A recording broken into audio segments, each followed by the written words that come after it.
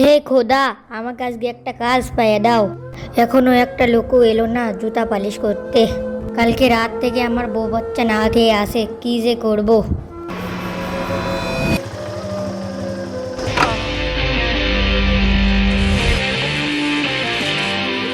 সাহেব, এটা আপনি কি করলেন? আমার স্যান্ডেলের উপর সাইকেল তুলে দিলেন যে।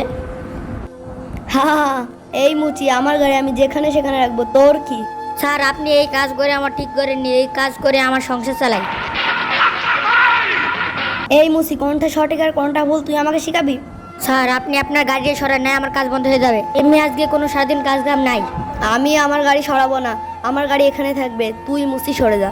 স্যার, এখান থেকে গাড়ি সরান, এখান থেকে আমার টাকা রোজগার হয়। আমি তোকে একবার বারণ করে দিচ্ছি, তাও তুই কথা বলিস এক চর।